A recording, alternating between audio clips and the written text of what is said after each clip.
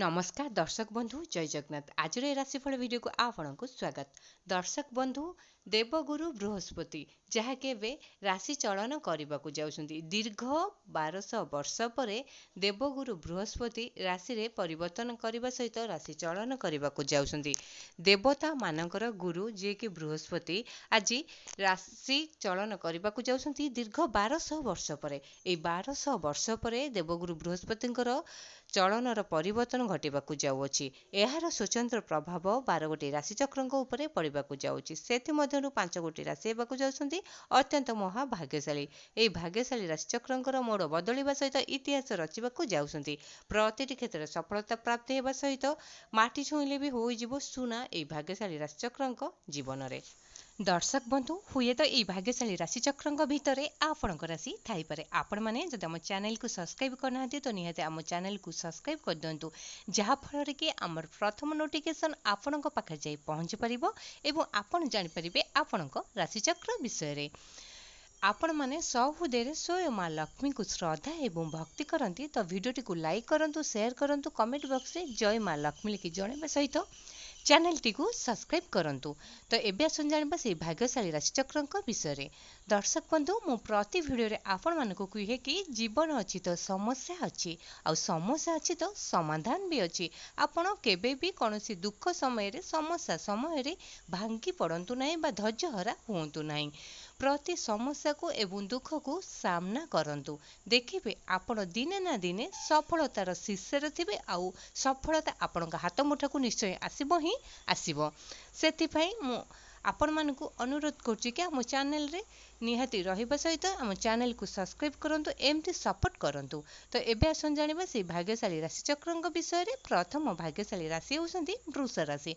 वृष राशि व्यक्तिंकर अत्यंत शुभ समय चलिबाकु जाउछि दीर्घ 1200 वर्ष पर, जहाँकि देवगुरु बृहस्पति राशि रे परिवर्तन सहित राशि चलन घटिबाकु जाउछि। एहार स्वतंत्र प्रभाव आपणक राशिचक्र रे पड़िबाकु जाउछि। आपणकर कुंडल स्थिति अत्यंत मजबूत रहिबाकु जाउछि। वृष राशि व्यक्तिंकर अत्यंत शुभ समय चलवा सहित खास दिन आरंभ होगा जाऊँगी। इतिहास रचिबे वृष राशि व्यक्ति प्रतिटी कार्य सफलता पाइबा सहित अचानक जीवन मोड़ बदलवाक जाऊँगी। हाथी ढाळिबाकु जाऊँगी सुनार कलश। बिड़ा बिड़ा टंका गादी रे बसिबाकु जाउछंती आपण। आपणकर समस्त मनस्कामना पूर्ण हेबो। बाकी दे अति सहजरे मिलिजिबो। दीर्घ दिनर लागि रहितबा दुख कष्ट समस्यार अंत घटिबो। भाग्य आपणको पुनः साथ देबो। आशा ठारू अधिक आशाजनक फल आपको मिल। आपणकर स्वास्थ्य अवस्था नूतन परिवर्तन देखादेव। आपंक स्वास्थ्य बहुत भल रकोसी कार्य करंतु निश्चय सफलता प्राप्ति हेबे। आर्थिक समस्या दूर जाए अचानक धन प्राप्ति होबार जोग बनवा सहित पौत्रिक संपत्ति लाभवान हो पारती एवं टंकार वर्षा होगापी लगे आपण जीवन में। प्रतिटी कार्य आपंकर शुभ और मंगलमय होगापी जाऊँगी स्वयं माँ लक्ष्मी को शुभ आशीर्वाद रू दीर्घ 1200 वर्ष पर। एबे आसन जानिबा द्वितीय भाग्यशाली राशिचक्र विषय। द्वितीय भाग्यशाली राशि होउछंती कर्कट राशि। कर्कट राशि व्यक्तिंकर अत्यंत शुभ समय चलिबाकु जाउछि दीर्घ 1200 वर्ष पर। देवगुरु बृहस्पति शुभ चलन आपण कुंडल स्थिति अत्यंत मजबूत रहिबाकु जाउछि। ता सहित माँ लक्ष्मी शुभ आशीर्वाद आपण राशिचक्र पड़ाकु जाउछि। प्रतिटी कार्य सफलता प्राप्ति हेबे। समाज रे मान सम्मान जस बुद्धि पाइबो। कोर्ट कचेरी माली मकदमा समस्त राय आपण सपक्ष जीव। आपण जेकोसी कार्य करंतु निश्चय आपण सक्सेस पाइबे। बिजनेस वाणिज्य रे प्रचुर टंका इन्वेस्ट हेबो। चाकरी क्षेत्र में आपणकर प्रमोशन हेबा सहित दरमा मध्य वृद्धि पाई पारे। आर्थिक समस्या दूरे जीव। परिवार सुख शांति समृद्धि फेरी आसिबो। नूतन जान क्रय करबा सहित नूतन गृह प्रवेश करिबार जोग मध्य बनउछि। प्रतिटी कार्य आपणकर शुभ एवं मंगलमय हेबा पई जाउछि स्वयं माँ लक्ष्मी को शुभ आशीर्वाद रू। एबे आसन जानिबा तृतीय भाग्यशाली राशिचक्र विषय। तृतीय भाग्यशाली राशि होउछंती कन्या राशि। कन्या राशि व्यक्तिंकर अत्यंत शुभ समय चलिबाकु जाउछि स्वयं प्रभु देवगुरु बृहस्पति शुभ आशीर्वाद रू दीर्घ 1200 वर्ष पर। आपणक जीवन मोड़ बदलवाक जाऊँगी। हाथी ढाळिबाकु जाउछि सुनार कलश। माटी छुईले भी हो सुना आपणक जीवन में।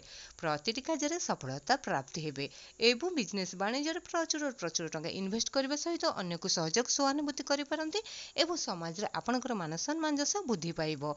कोर्ट कचेरी माली मकदमा समस्त राय आपणक सपक्ष जीव एवं आपणकर दीर्घ दिन धरि अटकी समस्त ସମସ୍ତ କାର୍ଯ୍ୟ ମଧ୍ୟ ପୂର୍ଣ୍ଣ ହେବ। ଆପଣ ସନ୍ତାନ ସନ୍ତତିଙ୍କ ପାଇଁ ଚିନ୍ତା ଥିଲା ସେସବୁ ଏବେ ଦୂରେଇ ଯିବ। ଆପଣ ସନ୍ତାନ ସନ୍ତତି ଆପଣଙ୍କୁ ଖୁସିର ଖବର ଆଣିଦେବେ।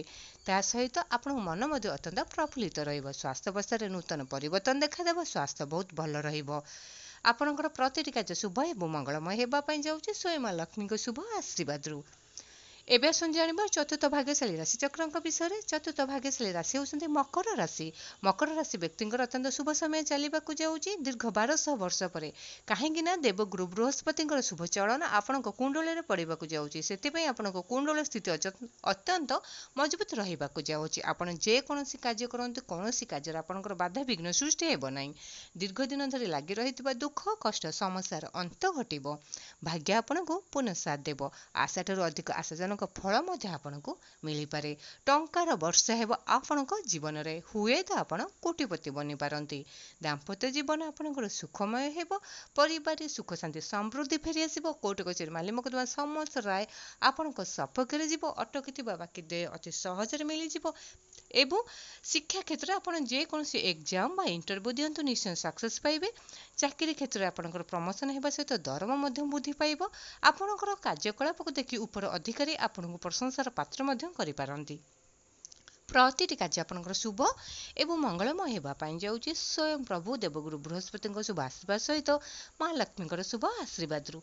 ଏବେ ଆସନ୍ତୁ ଜାଣିବା ଶେଷ ବା ପଞ୍ଚମ ଭାଗ୍ୟଶାଳୀ ରାଶିଚକ୍ରଙ୍କ ବିଷୟରେ। ପଞ୍ଚମ ଭାଗ୍ୟଶାଳୀ ରାଶି ହେଉଛନ୍ତି ମିଥୁନ ରାଶି।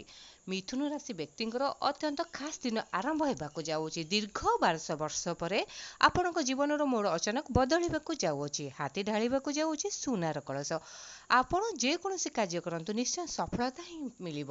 ଆପଣଙ୍କର ସମସ୍ତ କାର୍ଯ୍ୟ ବାଧା ବିଘ୍ନ ଲାଗି ରହୁଥିଲା ସେସବୁ ଏବେ ଦୂରେଇ ଯିବ। ଦୀର୍ଘ ଦିନ ଧରି ଲାଗି ରହୁଥିବା ଆପଣଙ୍କ ଜୀବନରେ ଅଶାନ୍ତି କଳହ ସବୁ ଅନ୍ତ ଘଟିବାକୁ ଯାଉଛି। ଦୁଃଖ ଦୁର୍ଦ୍ଦଶାର ଦିନ ସରିବାକୁ ଯାଉଛି ଆପଣଙ୍କ ଜୀବନରୁ। ଦେବଗୁରୁ ବୃହସ୍ପତିଙ୍କର ଶୁଭ ଚଳନ ଆପଣଙ୍କ ରାଶିରେ ହେବାକୁ ଯାଉଅଛି ଯାହାର ଫଳ ଆପଣଙ୍କୁ ଅତ୍ୟନ୍ତ ଶୁଭଦାୟକ ହେବ। ଅଚାନକ ଆପଣ ଇତିହାସ ରଚିବାକୁ ଯାଉଛନ୍ତି ଦୀର୍ଘ 1200 ବର୍ଷ ପରେ। ଆପଣ ଯେକୌଣସି କାର୍ଯ୍ୟ କରନ୍ତୁ ପ୍ରତିଟି କାର୍ଯ୍ୟରେ ସଫଳତା ପ୍ରାପ୍ତି ହେବେ। ସମାଜରେ ମାନ ସମ୍ମାନ ଯଶ ବୃଦ୍ଧି ପାଇବ। ଚାକିରୀ କ୍ଷେତ୍ରରେ ଆପଣଙ୍କର ପ୍ରମୋଶନ ହୋଇପାରେ। ଶିକ୍ଷା କ୍ଷେତ୍ରରେ ଆପଣ ଯେକୌଣସି ଏକ୍ଜାମ ଇଣ୍ଟରଭ୍ୟୁ ଦିଅନ୍ତୁ କିମ୍ବା କମ୍ପିଟିଟିଭ୍ ଏକ୍ଜାମ ଦିଅନ୍ତୁ ନିଶ୍ଚୟ ସକ୍ସେସ୍ ପାଇବେ। ଆପଣଙ୍କର ଆର୍ଥିକ ସମସ୍ୟା ଦୂରେଇ ଯାଇ ଅଚାନକ ଧନ ପ୍ରାପ୍ତି ହେବାର ଯୋଗ ବନିବା ସହିତ ପୌତ୍ରିକ ସମ୍ପତ୍ତିରୁ ଆପଣ ଲାଭବାନ ମଧ୍ୟ ହୋଇପାରନ୍ତି। କୋର୍ଟ କଚେରୀ ମାଲି ମକଦ୍ଦମା ସମସ୍ତ ରାୟ ଆପଣଙ୍କ ସପକ୍ଷରେ ଯିବ। ଅଟକିଥିବା ଦୀର୍ଘ ଦିନର କାର୍ଯ୍ୟ ସବୁ ପୂର୍ଣ୍ଣ ହେବ। ଆପଣଙ୍କର ସମସ୍ତ ମନସ୍କାମନା ପୂର୍ଣ୍ଣ ହେବା ସହିତ ଆପଣଙ୍କର ନୂତନ ଯାନ ଘରକୁ କ୍ରୟ କରିବାର ଯୋଗ ବନିବା ସହିତ ନୂତନ ଗୃହ ପ୍ରବେଶ କରିପାରନ୍ତି ଏବଂ ଆପଣଙ୍କ ପରିବାରରେ କୌଣସି ମାଙ୍ଗଳିକ କାର୍ଯ୍ୟ ମଧ୍ୟ ହୋଇପାରେ। ଆପଣ ଯଦି ଅବିବାହିତ ଅଛନ୍ତି ବିବାହ ବନ୍ଧନରେ ବାନ୍ଧି ହେବା ପାଇଁ ମଧ୍ୟ ଯାଉଛନ୍ତି। ପ୍ରେମ ସମ୍ପର୍କ ଅତ୍ୟନ୍ତ ମଜବୁତ ରହିବା ସହିତ ଏହା ବିବାହ ବନ୍ଧନର ରୂପ ନେବା ପାଇଁ ଯାଉଅଛି। ସନ୍ତାନ ସନ୍ତତିଙ୍କ ପାଇଁ ଆପଣ ଯେଉଁ ଚିନ୍ତାରେ ଥିଲେ ସେସବୁ ଏବେ ଦୂରେଇ ଯିବ। ଆପଣଙ୍କ ସନ୍ତାନ ସନ୍ତତି ଆପଣଙ୍କୁ ଖୁସିର ଖବର ଆଣିଦେବେ। ପ୍ରତିଟି କାର୍ଯ୍ୟ ଆପଣଙ୍କର ଶୁଭ ଏବଂ ମଙ୍ଗଳମୟ ହେବା ପାଇଁ ଯାଉଛି ଦେବଦେବ ଗୁରୁ ବୃହସ୍ପତିଙ୍କ ଶୁଭ ଆଶୀର୍ବାଦ ସହିତ ସ୍ୱୟଂ ମା ଲକ୍ଷ୍ମୀଙ୍କ ଶୁଭ ଆଶୀର୍ବାଦରୁ। ତ ଦର୍ଶକ ବନ୍ଧୁ ଏଇ ସବୁ ଥିଲା ଭାଗ୍ୟଶାଳୀ ରାଶିଚକ୍ରଙ୍କର ଭାଗ୍ୟଫଳ ଯାହାକି ଦୀର୍ଘ 1200 ବର୍ଷ ପରେ ଦେବଗୁରୁ ବୃହସ୍ପତିଙ୍କର ରାଶିରେ ବଡ଼ ପରିବର୍ତ୍ତନ ଘଟିବା ସହିତ ଶୁଭ ଚଳନ ଘଟିବାକୁ ଯାଉଛି ରାଶିଚକ୍ରରେ।